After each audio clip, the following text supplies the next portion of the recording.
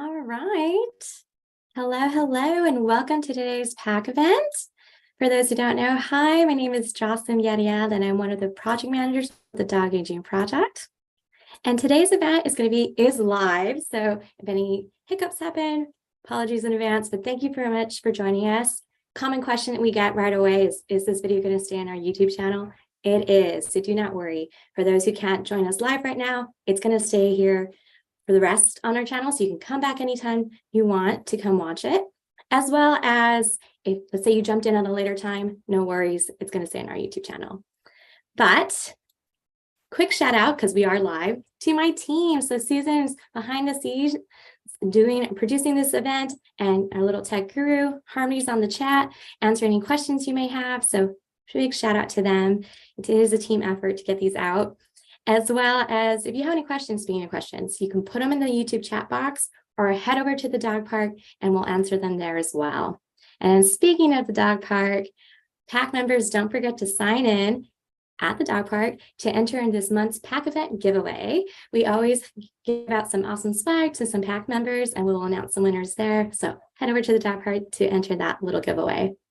And then for those who don't know, the Dog Park is an online community forum exclusively for our PAC members. So if you're not a PAC member yet, no worries. You can head over to our website at dogagingproject.org and sign up today. All right. And as I mentioned earlier, if you missed any part of today's event, no worries. You can catch it on our YouTube channel. It's going to remain here. Now, today's PAC event will provide an introduction into our measurement and mobility activities. And like we mentioned in our March newsletter, our team designed these set of activities to collect information on how your dog's activity levels change with health status as well as age. And we'll get more into it in a little bit. But it's an overview. Today's event is an overview of our measurement ability activities because starting in April, all our PAC members will begin receiving invitation to complete these activities. So also, if you don't get the invitation right away on April 1st, no worries. We're sending these invitations in patches throughout the month. So some of you will get it in early April, some of you might get it mid-April, some of you might get it at the end of April, but keep an eye out for it. We are releasing it for the whole month of April. So check out. Now, without further ado, let me share my screen so we can get into today's presentation.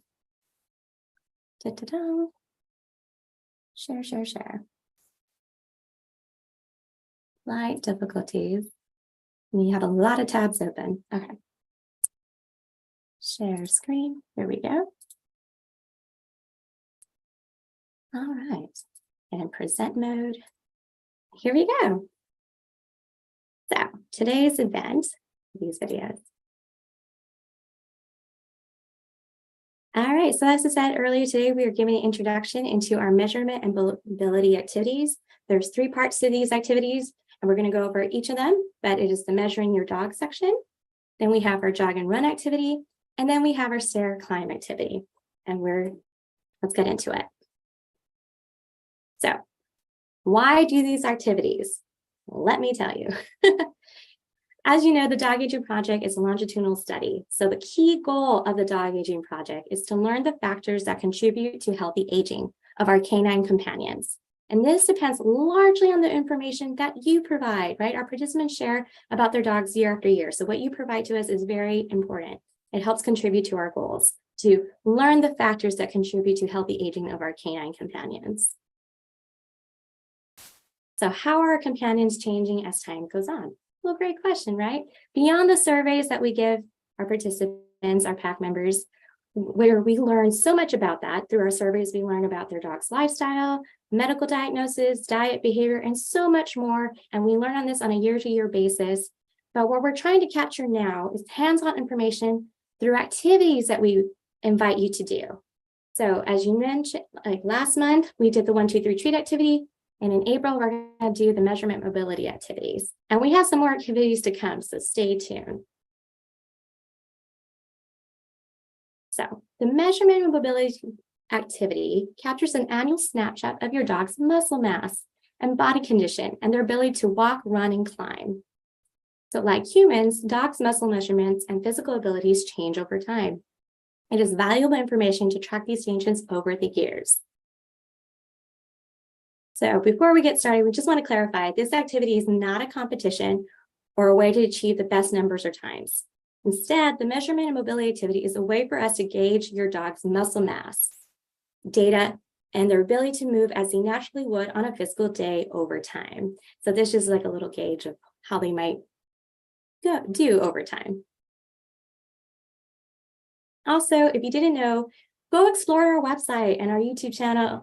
We have so much things that you can look up for. We have some FAQs on the measurement and mobility activities that you can go check out and see some of the common questions. And we're always updating our FAQs, by the way. Also, we have some past PAC events. In our June PAC event in 2022, we went over measuring changes. We gave you a sneak peek into the measurement mobilities. So you can always check that one, as well as get more detail and scientific information about dog mobility. Dr. Amanda Tinkle went over the different ways of mobility and what they look for. So if you want to check that PAC event, head over, stay on our YouTube channel and look on that video. And we also have a blog post that gives you an inside sneak peek in the measurement abilities activities as well. So we have a few resources, go check them out. Now let's get into it. The measuring mobility activities include the following exercises. We have the measuring your dog, then we have the jog and run activity, and then we have the stair climb activity.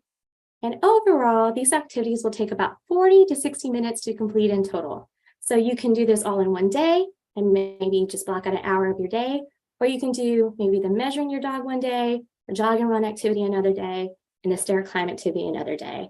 You can break it up as to different days as well as different times, but within the 40 days that we release your invite.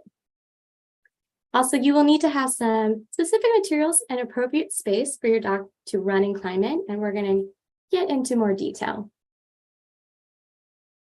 But first, before we get into the list of what you need, if you don't have the materials that we ask, or you don't think these activities are right for you or your dog for any reason, you'll be able to opt out of any or all of them, and it's okay.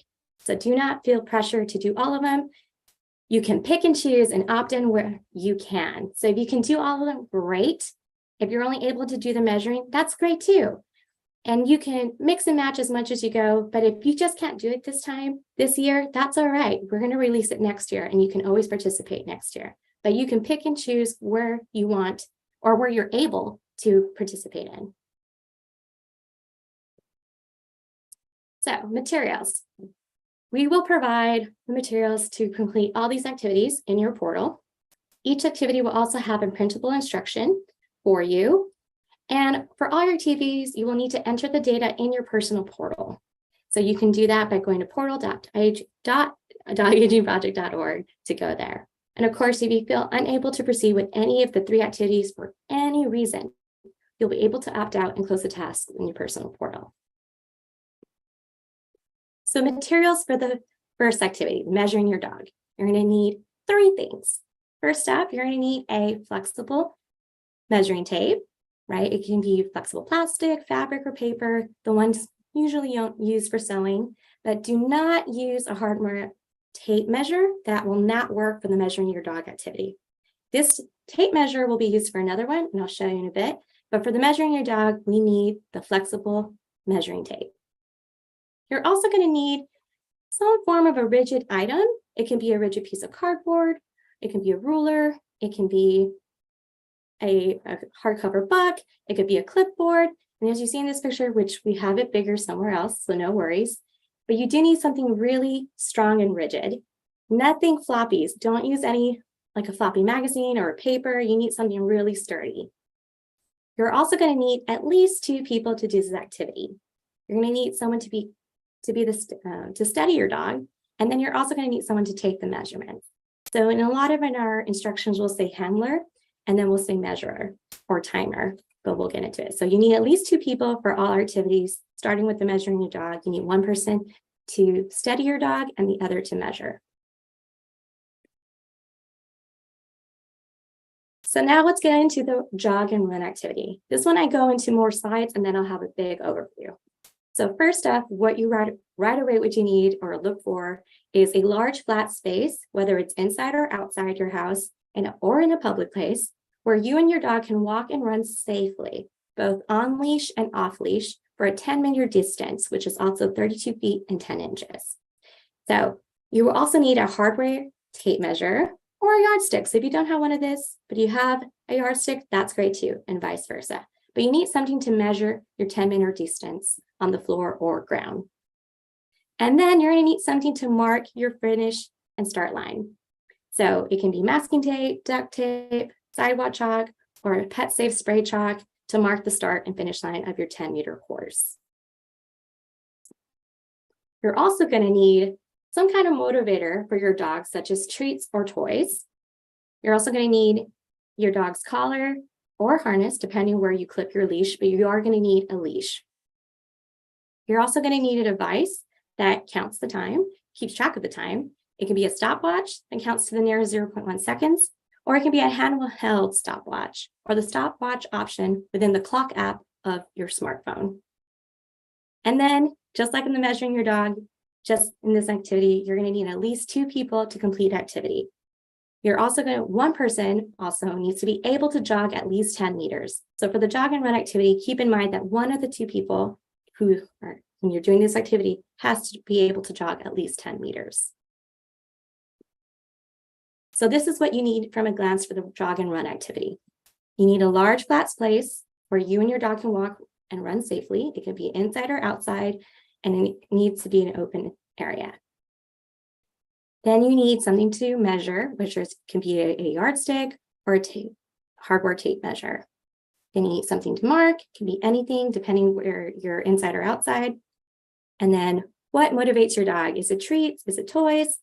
Whatever you know your dog better than we do. So something that motivates your dog. And then of course you need your dog's collar, harness, or leash for this activity, as well as the device to keep track of the time and your buddy. So the stair climb activity. For this one, you're going to need a safe set of 8 or more consecutive stairs. So that is the guideline, right? You need at least 8 steps within your stairs. And it needs to be inside or outside that your dog routinely uses off leash with a clear line from the bottom to the top landing. It has to be a clear sight for them, whether it's inside or outside. If your dog does not routinely use stairs for any reason, including physical inability, or if the set of stairs does not meet all these criteria, you can opt out of this activity, and it's okay. We get it. So from a glance, this is what you're going to need for your stair climb activity. Again, a safe set of 8 or more consecutive stairs. It can be inside or outside, where your dog will be off leash. A flexible measuring tape to measure the height of the second stair, and we'll get into that when we get into the instructions. But this one, a flexible measuring tape. You're going to need a motivator for your dog, whether that's a treat or the toys. And then a device to count the time, right? Keep track of the time, whether that's on your smartphone or smartwatch or stopwatch, correction. And again, you will need a minimum of 2 people to complete this activity. One who must be able to walk up a set of stairs, right? The timer will be at the top of the stairs to keep track because that is your finish line. So what's really important is that we'll be asking to repeat these activities annually. So if at all possible, try to choose locations that you can use every year. However, if your location changes for any reason, that's okay. You will have the opportunity to tell us about it in the new location in your portal next year. But again, keep in mind, try to keep it as same as possible. So pick a location that you can reuse again. So let's get into it. The first activity is measuring your dog. And as I mentioned earlier, we do have a blog giving an insight the measurement and mobility activities that you can go explore. This is where we got our picture.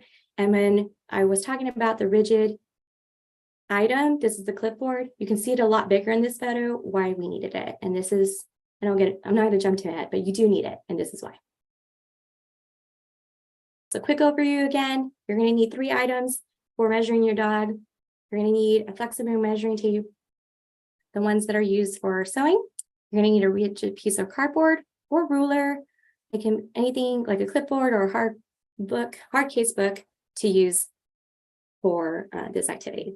You will also need 2 people, one to steady your dog and one to measure. And as I mentioned earlier, if you do this all at once, you're going to need about 45 to 60 minutes. If you're just doing the measuring your dog activity, that takes roughly about 20 minutes.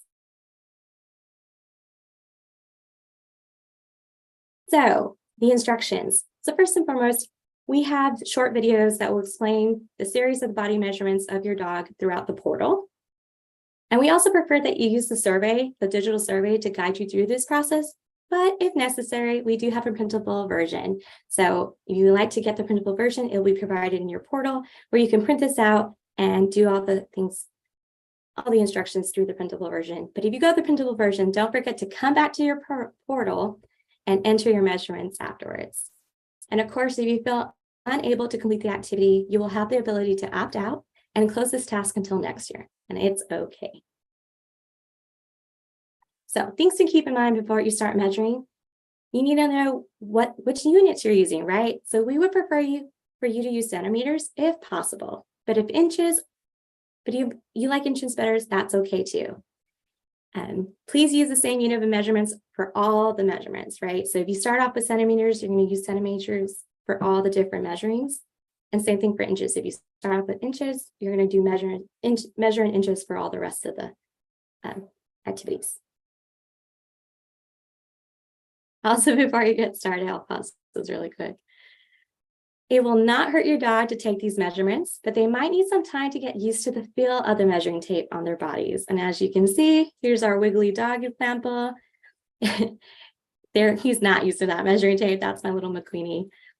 So if your dog is very wiggly, what we suggest is that you might want to consider exercising them before you begin this measurement activity. Also, if your dog regularly gets groomed, like my dog, you're going to want to try to do this exercise like really quick after your dog gets groomed. So he's a little fluffy. That's not his usual groom. So as soon as he gets groomed, I would do this activity. Also, if it helps, the person holding the dog can offer treats to help keep them focused and still.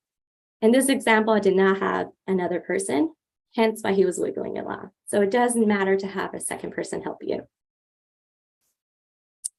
Also, before you get started, we are going to ask you, so you can be aware, how much does your dog weigh? We're going to ask you the how much, the when was your dog weight, and then where was your dog weight? And we'll provide this information. So you can always weigh your dog at home, but if you already have information from their last vet visit or you did it at a pet store, you can put all that information here. Now, what are you measuring? From a glance, you're going to be measuring the head length and circumference. You're going to measure the height at the shoulders, hence that rigid item. You're going to be measuring the back length and body circumference. You're also going to measure the leg length and the thigh circumference. And these are all screenshots of the videos that we're going to be providing in your portal. So do not worry, we're going to have short videos that explain how to take all these body measurements of your dog. And in your story, we'll also give detailed instructions. And if you want a sneak peek, we also have some more information from our June pack event. I'm going to pause it. But here's an example from a fluffy dog getting their body circumference example. Let me back it up. There's no audio, so I apologize. But as you can see, they went around his body and they're holding it as close to his body as possible, even though he's really, really fluffy. And then you would get the number as we have in this picture. And we will have other videos like this in your portal. Now, if you have any questions as you complete the test as you're doing this, you can go back to our FAQs and go to our measurement mobility activity section, and we have all our FAQs there. And if there's something new, you can email us. And of course, after reviewing the measuring your dog activity, if this just isn't for you, that's okay. You can pass on this activity for whatever reason. Because again, you can opt in where you can. Maybe you do the measuring your dog activity, but you don't do the rest, and that's okay. You just opt in where you can. And it's okay if you can't at all, too. That is valuable information as well. That went really fast. I'll play it again. But now we're going to get into the jog and run activity. And this clip is from the May Pack event Dog Mobility, which you'll see from a lot of side profiles, the running pic of the dogs. That went fast again, but you can go check it out. That is in our pack event. And this is my little dog running. But quick overview, what do you need for the jog and run activity? As I mentioned earlier, you need a large flat space where you can walk and run safely, both on and off leash. It needs to be at least a 10-meter distance. Putting something to measure, any of these devices, something to mark, use what's good for you, whether you're inside or outside, and a motivator for your dog, but your dog's collar, harness, and leash, a time to keep track of the time, and then at least 2 people, and one must be able to jog at least 10 meters, and we'll tell you why. Oh, and again, if you're doing this activity by yourself, you're doing just the jog and run activity, this is takes about 20 minutes. So if you're trying to block out time and you're just doing this activity, it takes roughly about 20 minutes. So instructions, right? We will be providing some short videos to explain how to do the setup and do the jog and run activity. We will also have a printable version for you. And of course, if you do the printable version, don't forget to come back to the portal to enter all your information. And if you're unable to complete the activity for whatever reason, you can opt out and it's okay. But very important, safety. Do not try this activity unless you're in a location where it is safe for you and your dog to be off leash. It should be away from traffic and anywhere else that could pose a danger to you or your dog. So make sure you're in a safe location. Safety first.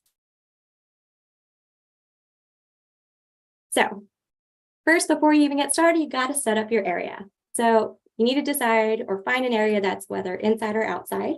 And if it's outside, we understand the weather can be hard. We are a nationwide study. We're from Alaska to Florida, so everyone has a different weather. So if you can't do it outside, the best thing we can ask is maybe do it inside. And if you can't, that's okay. You can opt out of this activity and maybe just do the measuring your dog activity. But going back, you're going to pick a location, whether it's inside or out, and measure your 10 meters. You're going to mark your start and finish line. You need at least 2 people, as you can see here. And a little note, a little tip, is that you may want to write down this description so that you know next year to remind yourself, this is where you conducted the activity and you can use it again. So what are you doing at a glance? So like I said, it's the jog and run activity. So 1 part jog, 1 part run. The jog activity is where one person will be jogging with the dog on a leash. The dog will have a leash. And then the run activity, it's just the doggo off leash. You're going to practice the jog activity 3 to 5 times. And this is to ensure the handler and your dog maintain a consistent jogging pace without speeding up or slowing down, and that the timer is able to record accurately. You're also going to conduct the 10-meter jog activity 3 times. So you're going to practice about 3 to 5 times, and the activity itself is 3 times. So if something goes wrong, please note it, but don't repeat the activity more than 3 times. Trying to get it right. Our study takes into account that this fact, and if something goes wrong, it's okay. You're just going to note it and put it in your portal. Same thing for the run activity. You're going to practice for the jog 3 to 5 times as well as for the run. When you get to the run, you will practice the run activity 3 to 5 times, and this to ensure your dog is able to maintain a steady pace and your timer is able to record accurately. And then when you're ready to get the actual event, conduct the 10-meter run, you're going to do it 3 times as well. And if something goes wrong, that's okay. You're just going to note it, but don't repeat the activity more than 3 times.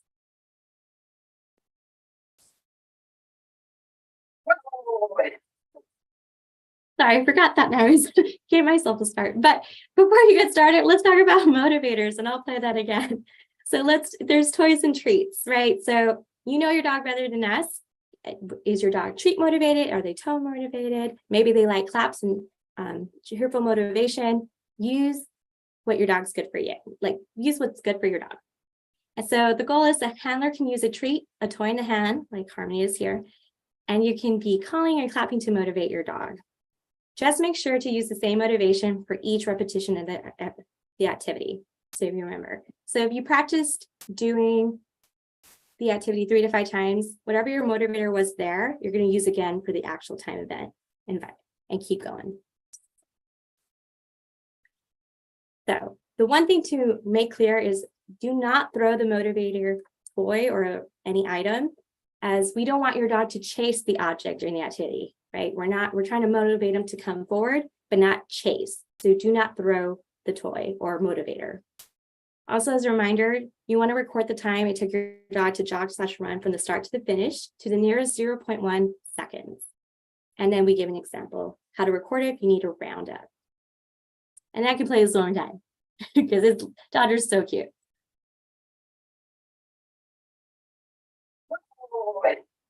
He's clearly motivated by that toy. But as you see, she was holding it in her hand. She did not throw it. Okay. So now I'm going to show you quickly what a jogging example is and what a running example is. And ideally, you need at least 2 people to do this. You're going to need one person to handle and the other one to keep track of the time. So we'll start with the jogging. And said, go.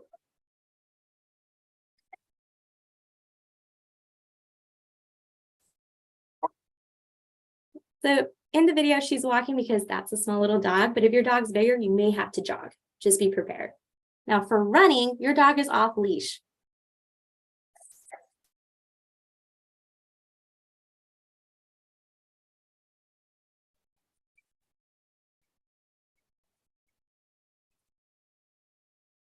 Perfect. And now you also notice in the jogging example, the motivator, you heard the squeaker. That's the same one that we used for Dodger. And for Lexi, we used clapping and cheerful motivation. So it varies from dog to dog, but do not worry. More detailed information will be in your portal for instructions and more examples. And then we also have our June pack event. So after reviewing all of our jog and run activity information, if after reviewing this and you're like, this is not for me, that's okay. You can pass on this activity for whatever reason. And if you have more questions while you're doing this part, you can head over to our FAQs. And of course, you can opt in where you can. So let's say you do like the measuring and you do like the dog, but when we get to the stairs, you can't do it. That's okay. Or maybe you do like the measuring, but after watching this, you're like, nope, can't do the jog and run. That's okay. But unless we get to the stair and climb and you see that and you're like, I want to do it, great. I mean, there's so many ways you can opt in and out, and whatever form you do is great. Now we're getting to the last activity, the stair climb activity. And this is a screenshot from one of the examples that we give in your portal. So as we mentioned previously, in all the sections, we'll have short videos to tell you how to do and show you how to set up things. So stay tuned, go to your portal. We have some great videos for you. But from a glance, what do you need? Again, you're going to need a safe set of 8 or more consecutive stairs, whether it's inside or outside. You're going to need a flexible measuring tape. So the one you use in measuring changes, you can use it again. Then you need a motivator, whether it's treats or toys. It can be the same ones you use from the jog and run, or it can be a new one. Then you need, of course, a device to keep track of the time. And you need a minimum of 2 people and one who may be able to walk up the set of stairs, because as you see, the timer's at the top of the stairs. So as we mentioned, we will have short videos to explain to do the setup, as well as do the stair climb activity. Of course, we will provide all the information in your portal, but if you want a printable version, we will have that option for you, and it will be in your portal where you can get it. Of course, after reading all this, if you feel unable to complete that activity, you will have the ability to opt out and close this task until next year, and it's okay. Important, safety.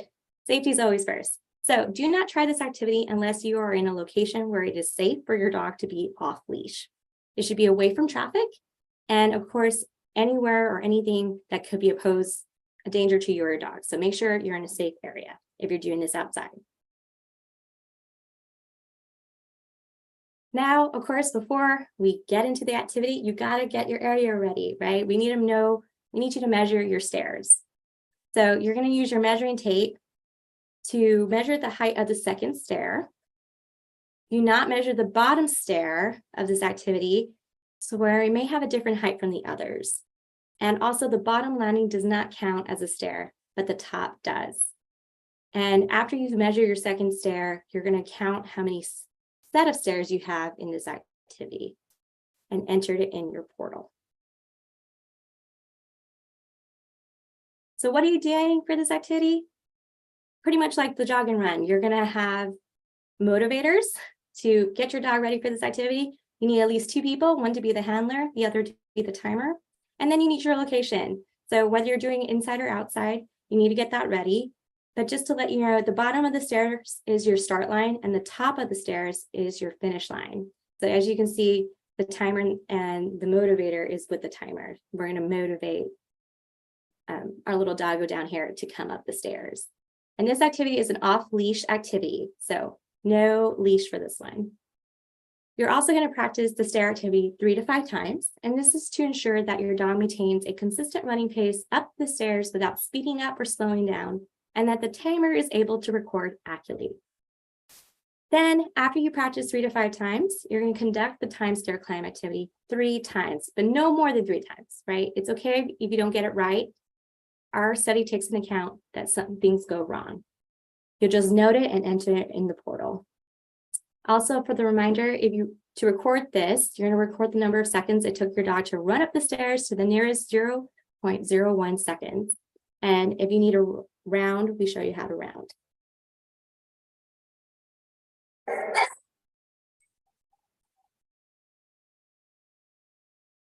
I'll play it again. So here's the stair climb example. Again, the bottom of your stairs is the start line. The top of the stairs is your finish line. And we're going to show you again. And in the picture, we have a treat motivator, but in the video, it is the clapping and cheerful motivation. But we'll watch it one more time.